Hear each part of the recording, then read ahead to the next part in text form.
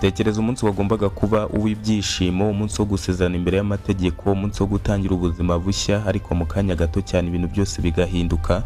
Ese byagenda bite umunsi wo gushyingirwa uhindutse umunsi wo gufungwa? Ese ni gute umuntu ajya gusezerana mu murenge agahita yambikwa amapingu ako kanya?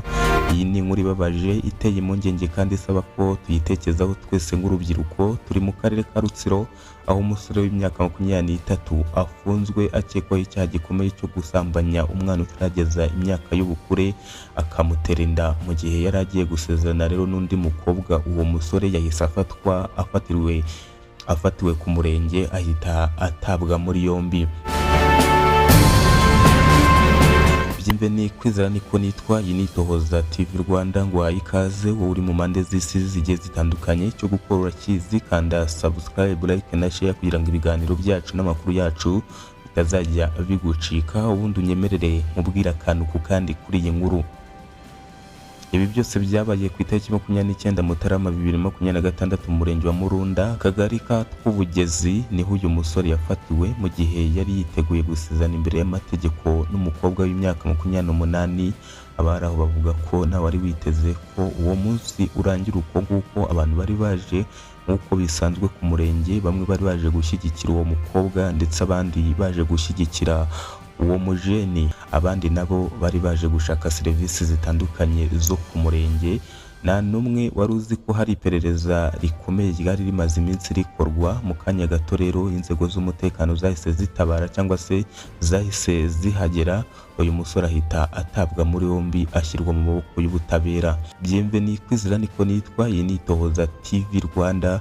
Uhaye ikaze wowe uri mu mpande z'isi zigiye zitandukanye. Icyo gukora urakizi, kanda subscribe, like na share kugira ngo ibiganiro byacu bitazajya bigucika. Ubundi unyemerere mubwire akantu ku kandi kuri iyi nkuru n'impamvu bamutaye muri yombi kuri uwo munsi yaragiye gusezerana kandi mbere hose yarahari. Amakuru yizewe yemejwe n'umuyobozi w'akarere ka Rutsiro agaragaza ko uyu musore akekwaho gusambanya umwana w'imyaka 17 akamutera inda. Uwo mwana rero ngo bivugwa ko yavutse Ukuboza 2006, bityo mu gihe ibyo byabaga yari atarageza imyaka y'ubukure nk'uko itegeko ribigena. Uyu mwana ngo yaje kubyara ku myaka 17 Kamena 2024, ari naho ikibazo cyatangiriye kwinjira umurongo w'iperereza, cyangwa se ariho ikibazo cyatangiye kumenyekana, maze inzego z'umutekano zitangira gukora iperereza. Ibi ni ibyaha biremereye cyane kuko amategeko y'u Rwanda arengera umwana mu buryo budasubirwaho. Umuyobozi w'akarere ka Rutsiro Kayitesi Dativa yemeje aya makuru, avuga ko uyu musore yafunzwe kugira ngo akurikiranwe n'amategeko. Uyu muyobozi rero w'akarere ka Rutsiro yagize ati uyu musore yafashwe akekwaho gusambanya umwana wari utarageza imyaka y'ubukure ndetse akanamutera inda. Uyu musore yafashwe ubwo yari agiye gusezerana mu murenge n'undi mukobwa. Yakomeje avuga ko iperereza rigikomeje, anasaba abantu bose kwirinda ibyaha cyane cyane ibyibasira abana bato. Nyuma yo gutabwa muri yombi, uyu musore yabanje gucumbikirwa kuri Transit Center ya Murunda mbere yo gushyikirizwa urwego rw'igihugu rw'ubugenzacyaha RIB kuri sitasiyo ya Gihango. Ubu ari mu maboko y'ubutabera ategereje icyemezo cy'amategeko, nk'uko itegeko nomero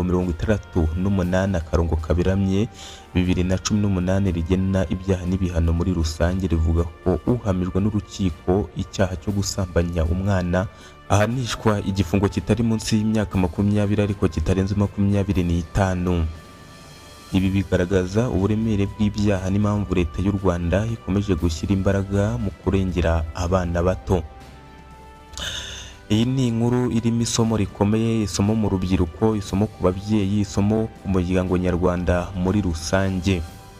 Ubukwe si igihishanyo cy'ibyaha, ibyishimo by'umunsi umwe ntibisiba amakosa yakozwe mu gihe cyashize. Turasaba buri wese rero kubaha amategeko, kubaha abana no kubaha ubuzima bwa muntu. Reka nkwibarize wowe uri kureba iyi video ndetse wumvise iyi nkuru, wowe wabigenza ute? Ese uyu musore bamuhohoteye? Ese kuki bamufunze ku munsi wo kujya gusezerana imbere y'amategeko? Ese bari kubikemura ute? Ndi kukwibariza kugira ngo nawe wenda utanga igitekerezo cyawe muri commentaire. Ntiwibagirwe gukanda subscribe ku Itohoza TV Rwanda, ukanda like, unasangiza abandi iyi nkuru kugira ngo ubutumwa bugere kuri benshi. Bienvenue kwizera niko nitwa, mwakoze cyane kandi mugire amafaranga n'amahoro.